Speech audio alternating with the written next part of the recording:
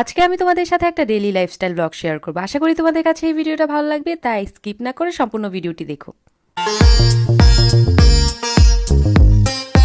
আসসালামু আলাইকুম বিউটিফুল আপুরা, কি অবস্থা সবার? আশা করি সবাই ভালো আছে, আল্লাহর রহমতে আমি অনেক বেশি ভালো আছি। আমি হচ্ছে মহিমা জাহান। আমি আজকে তোমাদের সাথে আবারও নতুন আরেকটা লাইফস্টাইল ব্লগ শেয়ার করব। আর হ্যাঁ, তোমরা যদি মেকআপ করা শিখতে চাও বা মেকআপ প্রোডাক্ট বা স্কিন কেয়ার প্রোডাক্টের রিভিউ দেখতে চাও, তাহলে কিন্তু আমার আরেকটা চ্যানেল সাবস্ক্রাইব করে দিতে পারো, যেটা নাম হচ্ছে এক্সপ্লোর ট্রেন অ্যান্ড ওয়াক। তাহলে চলো আবার আমরা আমাদের মেন ভিডিওতে ফিরে আসি। তো সকালবেলা উঠেই হচ্ছে আমি ব্রেকফাস্টের ব্যবস্থাটা করে নিব। তো আমি হচ্ছে সকাল 10টার দিকে হচ্ছে আমার ব্রেকফাস্টটা করি।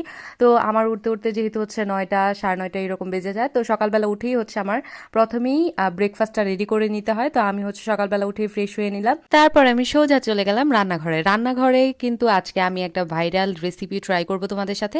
অনেকেই করে ফেলেছে, তো আমি আজকে চিন্তা করলাম যেহেতু আমি আজকে সকালে ডিম সিদ্ধ খাবো, তো এটার সাথে একটু এক্সপেরিমেন্ট করা যাক, কারণ একদম প্লেন ডিম সিদ্ধ আমার ওইভাবে ভাল লাগে না। তা আমি হচ্ছে আজকে, অনেকেই হয়তো বা ট্রাই করেছে, তো আমিও আজকে ভাইরাল ট্রেন্ডিং রেসিপিটা ট্রাই করতে যাচ্ছি। তো আমি হচ্ছে এখানে পেঁয়াজ আর টমেটো কেটে নিয়েছি। এটা হচ্ছে মেনলি পেঁয়াজ আর শসা দিয়ে করে, কিন্তু আমার বাসায় হচ্ছে শসা নেই আনফর্চুনেটলি, তাই হচ্ছে আমি এটা টমেটো দিয়েই করব।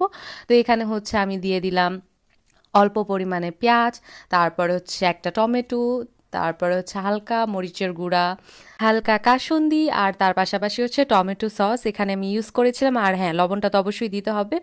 আর এখানে হচ্ছে আমার হাজব্যান্ড আরেকটা মশলা বানিয়েছিল, এটা হচ্ছে মেনলি সে আম পোড়ার শরবত বানানোর জন্য মেক করেছিল। তো ওইটার মধ্যে একটু জিরা ছিল, তাছাড়াও হচ্ছে শুকনা মরিচের গুঁড়া ছিল, তাই হচ্ছে ওইটা আমি অ্যাড করেছি।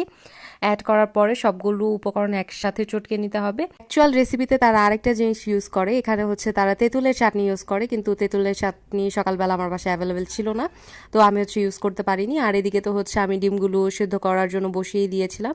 তো একটা ডিমের চুকলা ছাড়াতে যে হচ্ছে আমার ডিমটা ভেঙে যায়, আরেকটা ঠিক ছিল। আর এখানে হচ্ছে আমি 3টা ডিম সিদ্ধ করেছিলাম, একটা হচ্ছে আমার দাদি শাশুড়িকে দেবো আর 2টা হচ্ছে আমি খাবো তাই। তো এখন হচ্ছে দেখতেই পাচ্ছ ভিতরটা অনেক সুন্দর হয়েছে, তোমাদের এরকম হাফ বয়েলই করে নিতে হবে। তারপরে হচ্ছে এই মশলাটা বা যেটা আমরা বানিয়েছি সেটা হচ্ছে ডিমের মাঝখান দিয়ে দিতে হবে। তাহলেই হয়ে গেল আমাদের সেই ভাইরাল ডিম, কি বলে এটা নাম আমি জানি না, যাই হোক, তো ডিমের এই জিনিসটা হয়ে গেল। তো এখন হচ্ছে এটা আমি ট্রাই করে দেখবো। তো আমি ট্রাই করার পর আমার কাছে মনে হলো যে এটা হচ্ছে কাইন্ড অফ একটু মিষ্টির দিকেই বেশি পড়ে, কারণ এটার মধ্যে হচ্ছে টমেটো সস ইউজ করা হয়, তারপরে হচ্ছে তেঁতুলের চাটনি ইউজ করা হয়। তো সব মিলিয়ে একটু মিষ্টি মিষ্টি লাগে। আমার কাছে মনে হয় যে এটা বিকালের নাস্তা হিসাবে ভালো যাবে, আর সন্ধ্যার দিকে খেলে এটা ভালো যাবে, কিন্তু সকালের নাস্তায় আমার জন্য অ্যাপ্রোপ্রিয়েট না। যারা হচ্ছে একটু মিষ্টি মিষ্টি খাবার পছন্দ করো তাদের জন্য এটা অ্যাপ্রোপ্রিয়েট হবে। এমনিতে ভালোই ছিল, খারাপ না। হয়তো শসা দিয়ে বানালে আর একটু ভালো হতো খেতে। তারপরে হচ্ছে আমি বাদাম ভিজিয়ে নিব, কারণ আমি হচ্ছে বিকালের দিকে বাদাম খাবো। তো আমি হচ্ছে বাদাম ভিজিয়ে নিচ্ছিলাম। এখানে হচ্ছে 3-4টার মতো কাজু বাদাম আর হচ্ছে 3-4টার মতো কাঠবাদাম আমি ভিজিয়ে নিয়েছিলাম। ভেজানোর ফলে হচ্ছে এটার শুকলাটা খুব তাড়াতাড়ি ইজিলি হচ্ছে রিমুভ করা যায়, এবং তার পাশাপাশি পানিতে ভেজানোর ফলে এটার কার্যকারিতা আরও বেশি বেড়ে যায়। এখন হচ্ছে আমি যাব লেমন টি বানানোর জন্য। তো আমি হচ্ছে আজকে ব্রেকফাস্ট আর লাঞ্চের মাঝামাঝি টাইমে একটা স্ন্যাক্স নিব। এমনিতে আমি খাই না, কিন্তু আমার কাছে মনে হলো যে আজকে একটু আমি লেমন টি বানাই, কারণ অনেক দিন হলো চা খাওয়া হয় না একদমই। তাই আমি চিন্তা করলাম যে আজকে যেহেতু বাসায় মধুও আছে, আমি একটু লেমন টি বানাই। তো আমি হচ্ছে এখানে ইলেকট্রিক ক্যাটলির মধ্যে পানি দিয়ে দিলাম। তো এটা গরম হয়ে যাওয়া পর্যন্ত আমি ওয়েট করব। তারপরে হচ্ছে আমি একদম ইনস্ট্যান্ট চাটা বানিয়ে নিব। তো আমার পানিটা গরম হয়ে গেছে। এখন হচ্ছে আমি একটা মগের মধ্যে একটা ছাঁকুনি নিয়ে নিয়েছি। এটার উপরে হচ্ছে আমি কিছু পরিমাণ চা পাতি ইউজ করব। আমি জাস্ট চা পাতিটা ইউজ করব কালারের জন্য। আমি মেনলি লেমন টিটা পছন্দ করি শুধুমাত্র গরম পানির সাথে লেবু আর হচ্ছে মধু দিয়ে।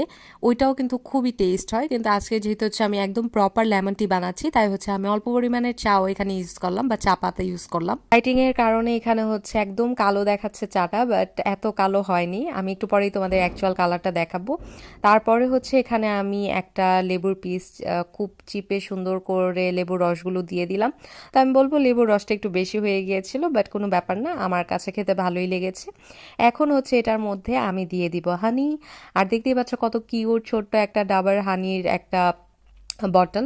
এটা আমার কাছে খুবই ভালো লেগেছে। এটা খুবই ছোট এবং দেখতে খুবই সুন্দর। আমার হাজব্যান্ড অনেকদিন হচ্ছে একদম অরিজিনাল মধু খুঁজতেছে, বাট একদমই পাচ্ছে না। কিন্তু আমার ডায়েটের জন্য যেহেতু আমার মধু খেতে হয়, তাই ও হচ্ছে এই ছোট্ট বটলটা আমাকে এনে দিছে যে তুমি খেতে থাকো, আমি একটু দেখি আর খুঁজে পাই কিনা। কারণ এগুলো মধুর মধ্যে কতটুকু আম, আম, ঠিকঠাক আছে মধুটা, বা মধুটা কি 100% অথেন্টিক নাকি, ওইটাও তো আমরা খুব ভালোভাবে জানি না। তাই একদম হচ্ছে যেই রিয়েল মধুটা ওইটা আনা ট্রাই করছে আমার হাজবেন্ড। তো পাচ্ছে না দেখে হচ্ছে এই ছোট্ট মধুর বটলটা আমাকে কিনে দিছে যে তুমি কিছুদিন খেতে থাকো। অ্যান্ড এটা দেখে তো আমার কাছে খুবই খুশি লাগছে। এত কিউট, এত সুন্দর। আমি জানি না কেন আমার কাছে এরকম একদম ছোট ছোট জিনিসগুলো খুবই ভাল লাগে। যেমন কফিরও একটা ছোট বটল আছে, এখন দেখলাম যে মধুরও আছে, আমার কাছে খুবই ভালো লাগলো। তারপরে হচ্ছে 11টার দিকে আমি হচ্ছে চাটা খেয়ে নিলাম। তারপরে দুপুরের খাবারে আজকে হচ্ছে রান্না হয়েছিল কক মুরগি, খুব সম্ভবত, আমি নামটা জানি না, ওই যে চামড়া সহ একটা মুরগি থাকে, ওইটাই রান্না হয়েছিল। তো এই মুরগিটাও খেতে খুব ভালোই ছিল, মজাই ছিল। আর এখানে হচ্ছে নোনা ইলিশ দিয়ে হচ্ছে লতি রান্না করা হয়েছিল।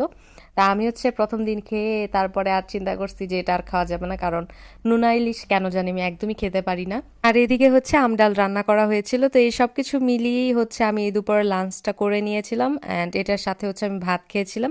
তারপরে বিকালের দিকে হচ্ছে আমি যেই বাদামগুলো ভিজিয়ে রেখেছিলাম সেগুলোর ছালটা ছাড়িয়ে আমি খেয়ে নিয়েছিলাম। তো এখানে 6-7টার মতো বাদাম ছিল। তো এইটুকুই এনাফ বলা যায় বিকালের নাস্তার জন্য।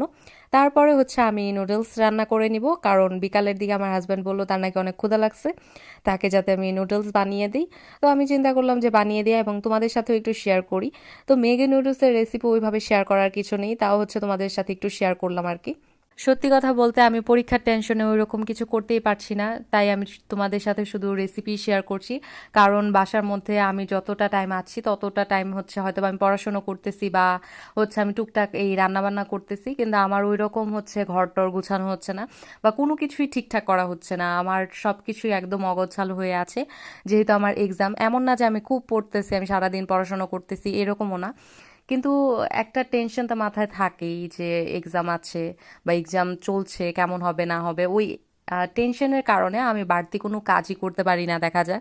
তো আমি চিন্তা করেছি যে 5 তারিখের পর থেকে আবার সুন্দরভাবে ব্লগ দেওয়া স্টার্ট করবো ইনশাল্লাহ। তোমরাও খুব ভালোভাবে আবার ডেইলি লাইফস্টাইল ব্লগ দেখতে পারবে।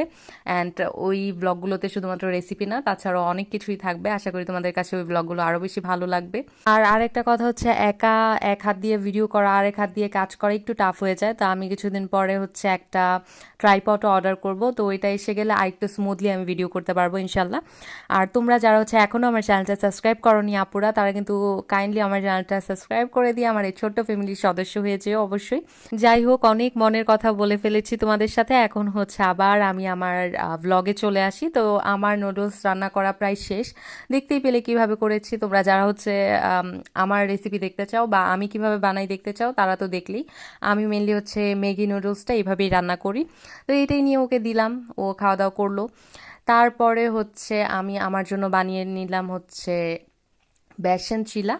তো বেসন চিলার রেসিপি হচ্ছে আমার এই চ্যানেলে আছে, অনেক ব্লগেই তোমরা পেয়ে যাবে। কিন্তু আজকের বেসন চিলাটা হচ্ছে আমি একটু অন্যরকম করে বানিয়েছি। এটার মধ্যে কোনো রকম পেঁয়াজ, তারপর মরিচ, টমেটো বা কোনো রকম সবজি আমি দিইনি। শুধুমাত্র রুটির মতো বা ডোসার মতো আমি বানিয়ে নিয়েছিলাম, কারণ ওই রুটিটা হচ্ছে আমি হচ্ছে আজকে মাংস দিয়ে খাবো তাই। তো এটাই ছিল আজকে আমার ছোট্ট একটা ব্লগ। আশা করি তোমাদের কাছে এই ভিডিওটা ভালো লেগেছে। যদি ভালো লেগে থাকে আমার চ্যানেলটা সাবস্ক্রাইব করে দিয়ে পাশের নোটিফিকেশন বেলটা প্রেস করে দিও, ভিডিওটাতে একটা লাইক করে দিও। যদি আমাকে কোনো কিছু বলতে ইচ্ছে হয় বা আমাকে কোনো কিছু জিজ্ঞাসা করতে হয়, ডেফিনেটলি আমাকে কমেন্ট করো, কারণ আমি কিন্তু সবার কমেন্টে রিপ্লাই দিয়ে থাকি। তো আজকে এই পর্যন্ত, অন্য কোনো ভিডিওতে আবার দেখা হবে। সেই পর্যন্ত সবাই ভালো থাকো, সুস্থ থাকো, আমার জন্য অনেক বেশি দোয়া করো। আল্লাহ হাফেজ।